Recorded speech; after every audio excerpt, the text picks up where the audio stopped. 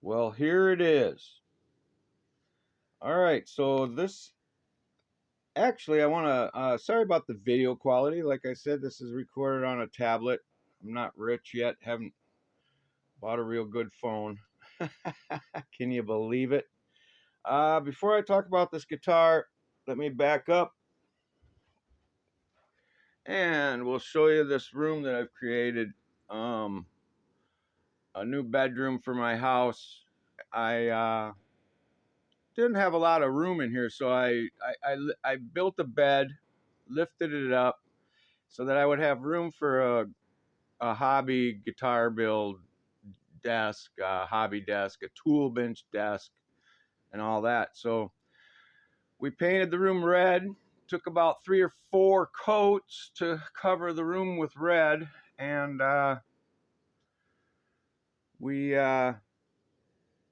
just started putting stuff back in here. So to go over some of this. Anyway, back in here, this is going to be my new bench.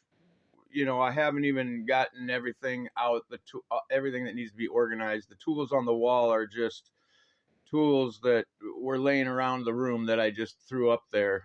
I have so many tools to sort through, and you know, pieces and parts and things, and you know, but it's kind of a cool. And then I got another ladder on this side that goes up, and so you can crawl in it from over there. And then anyway. Um, so there's room in here for all my musical crap and guitars. Anyway, so this is the 1984 Gibson Flying V. Uh, it's the designer series, and it's the only black designer series. The black ones kind of got this design. So it's the black Flying V is the only one that got this design. And it's a cool design because a lot of the designer series just were like kind of like new modern pinstriping, just stupid pinstriping and stupid swirly brush strokes and just dumb things that a fifth grader could paint. And it was called the designer series. But this one here actually had some pretty cool pinstriping and whatnot. This Gibson Tremolo, I did enamel the Gibson on it. It kind of makes it stand out a little better. And then we put a set of James Hetfield EMGs. You know, they're the new active pickups with the black chrome finish. I think that was appropriate for this guitar. There's a lot of finish checking on this guitar. It's around.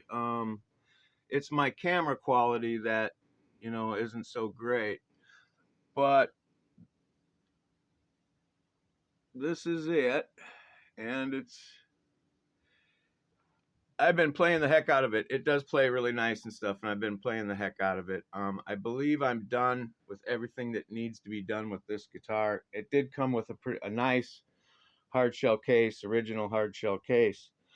And of course we have the 85, and this one here, you know, it's got a set of 85, 81 EMGs and the Washburn Wonderbar, which works really good. This guitar has an ebony fretboard from 85, and it is, notice the tuners on there are from a different Gibson.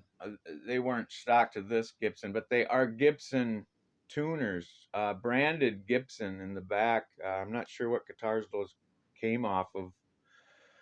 And then this one here is the 2011. Notice the difference on the headstock there, but 2011. I did pick this one up for $1,200. I paid $1,200 for it, but it came with a Bigsby on it. I thought that was kind of worth it.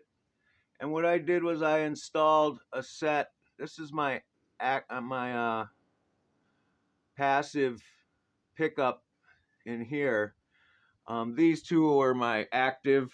I've got active in that one, active in that one. This is just a set of humbuckers, and they are Dirty Finger Plus, and they're a set, a bridge and a neck set. And I picked those up for $150 for the set. So, with this guitar here, just with the red and the black and white. I kind of like the black and white and the red. It matches the headstock nice to go black and white. And it's just a rock and roll machine. This is my Gibson. It's a Gibson custom shop. And it plays okay. I put it has a 81, an active 81 in it, and the tremolo works all right. But that's a guitar I'm thinking about completely stripping down and giving it a real nice paint job. I think I might. That's one that I'm going to be modding, I think, because it didn't cost me too much money, and it's a platform. The neck is ebony, and it is a nice neck on there with binding, so that guitar has possibilities. All I really go through is a wah pedal, and I go through just a wah pedal, and then I've got a tuner in there. I've got a tuner in there just to split the signal, and I've got a EQ in there just to act as a boost if I want it. And then it goes into two stacks. One with a Marshall 150 watt head, and it goes into another stack, which is the Randall stack. And that is just the RX 120, solid state. This is also my Gibson, but I've replaced all the parts in it with Gibson parts. So yeah, I threw like $400 worth of parts into that guitar. I played the heck out of it, and I like it a lot. I put all new electronics in it, all new plastics. It's got a Gibson Dirty Finger, and it's got a Gibson Burstbucker #2. And I replaced all the plastics, so that's a little money. The pickups are a little money. The real Grover tuners are a little money. And yeah, this one actually I got built at a real good Chinese luthier, and I kind of did some research, because this one came with the fret nibs. It came with fret nibs and binding, and was a really good fake. The fret nibs, everything on it was really good as far as, but the plastics weren't right. The pickups aren't right. Everything else, electronics, but I did replace everything on it. So the only thing but the serial number in the back is the telltale sign. But and there are a few other telltale signs. But yeah, this one actually came with fret nibs, binding, everything. So, and I was really happy with it. It's a nice heavy Les Paul. I don't think it's chambered at all. I really don't. And it came from China, and I do like it. Is what it is. But now I look back on it, it's like, well, geez, I got about $700-800 into that guitar, 700, 800.